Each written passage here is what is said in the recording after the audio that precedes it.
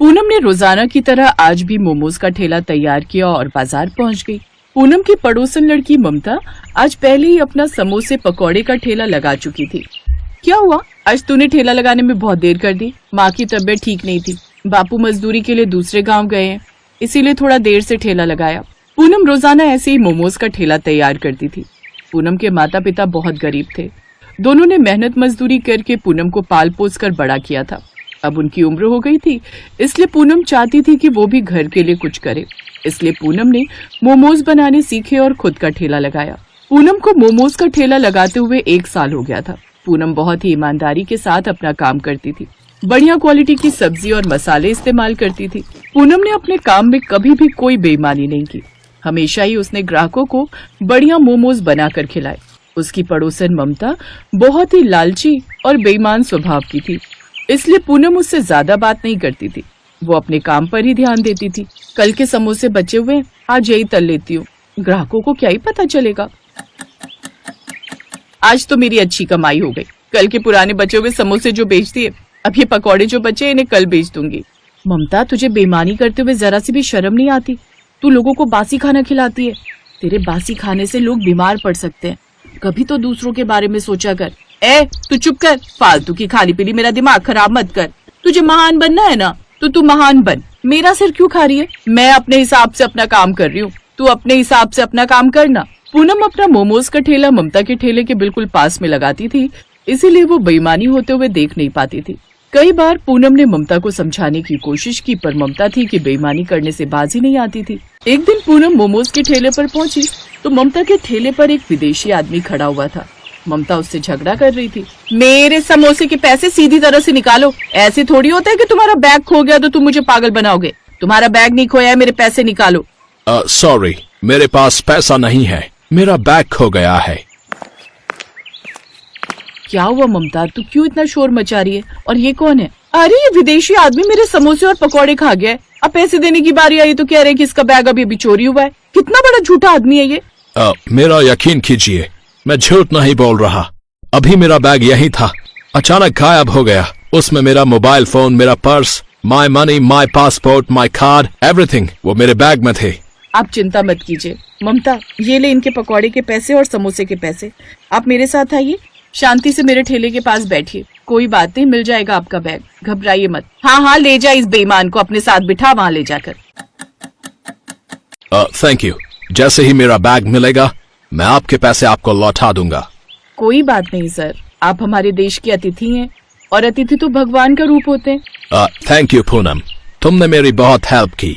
मैंने अपने होटल का फोन नंबर इस कागज पर लिख दिया है। अब तो मैं तब तक विदेश वापस नहीं जा पाऊंगा जब तक मेरा बैग मुझे नहीं मिल जाता। अगर मेरा बैग मिल जाए तो प्लीज मुझे इस नंबर पर कॉल कर देना। वैसे भी मैं अपने बैग को ढूंढने की पूरी कोशिश करूंगा।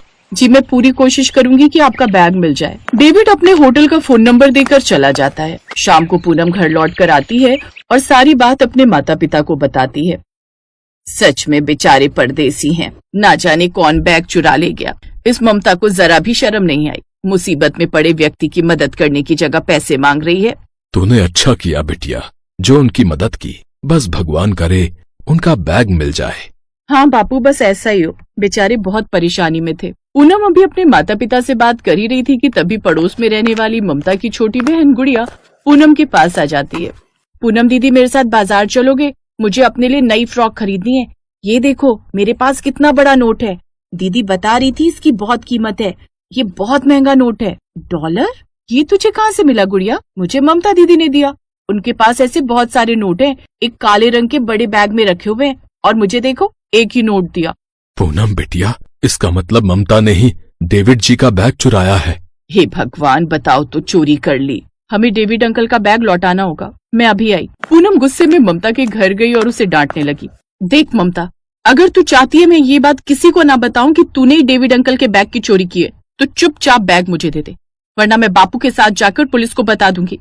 फिर तू जेल में सजा काटना। अगर तू सजा से बचना चाहती है कि मैं पुलिस को कोई खबर ना दूं, तो बैग मुझे दे दे। ममता जानती थी कि अब उसकी चोरी पकड़ी गई है। तूने डेविड अंकल का बैग कब चुराया? तू तो खुद उनसे पैसे मांग रही थी। जब मेरे ठेले पर खड़े होकर पकौड़े खा रहे थे, मैंने चुपचाप बैग छुपा दिया था। मुझे लालच आ गया था। मुझे माफ कर दे पूनम, पुलिस को कुछ मत बताना, मेरे बारे में किसी को कुछ मत बताना। नहीं बताऊंगी, और आज के बाद मेरे से कोई मतलब मत रखना, मैं चोरों से बात नहीं करती। कुछ देर बाद अपने पिता के साथ उस होटल में पहुंची जहां पर डेविड रुका हुआ था। अपना बैग वापस देखकर डेविड के चेहरे पर खुशी आ गई। Thank you so much Poonam, तुमने आज मुझे बहुत बड़ी प्रॉब्लम से बाहर निकाला है। डेविड पूनम की ईमानदारी की बहुत सराहना करता है। डेविड को पता चलता है कि पूनम बहुत गरीब घर की है और घर का गुजारा करने के लिए उसके माता पिता मजदूरी करते हैं और वो खुद मोमोज का ठेला लगाती है। अपने काम को और आगे बढ़ाओ, हम तुम्हारे मोमोज को एक ब्रांड बनाएंगे। मैं तुम्हारे बिजनेस पर पैसा लगाऊंगा, हम लोगों को फ्रेंचाइजी बेचेंगे। टेंशन मत लो, अब तुम्हारे आगे बढ़ने के दिन आ गए हैं। हरिया जी, अब आपको भी बहुत मेहनत करनी है। आपकी बेटी अब करोड़पति बनने वाली है। मैं पूनम को एक अमीर बिजनेस वुमन बनाकर रहूंगा, ये मेरा वादा है। पूनम की ईमानदारी ने उसके लिए सफलता के रास्ते खोल दिए। विदेश से आया डेविड उसके लिए एक फरिश्ता बनकर आया। डेविड विदेश में बहुत बड़ा बिजनेसमैन था, उसके पास पैसे की कोई कमी नहीं थी, इसलिए उसने पूनम की बहुत मदद की। पूनम का मोमोज का छोटा सा ठेला एक बड़ा रेस्टोरेंट बन गया। डेविड की मदद से सब कुछ अच्छा होता चला गया। पूनम आगे बढ़ती गई। आज पूनम के हर शहर में मोमोज के रेस्टोरेंट हैं, जो बहुत अच्छे चलते हैं, क्योंकि पूनम बहुत ईमानदारी के साथ काम करती है और उसका काम ग्राहकों को दिखता है। पूनम अपने सारे रेस्टोरेंट में महीने के एक चक्कर जरूर लगाती है, ताकि कोई कमी हो तो वो दूर कर सके। पूनम का एक ही उसूल है, ईमानदारी से काम। डेविड ने अपना वादा पूरा किया और मोमोज बेचकर पूनम करोड़पति बन गई, और ये सब उसकी ईमानदारी से उसे मिला। पूनम के माता पिता भी उस पर गर्व करते हैं कि उन्हें पूनम जैसी बिटिया मिली, जिसने उन्हें जीवन की सारी खुशियां दे दी।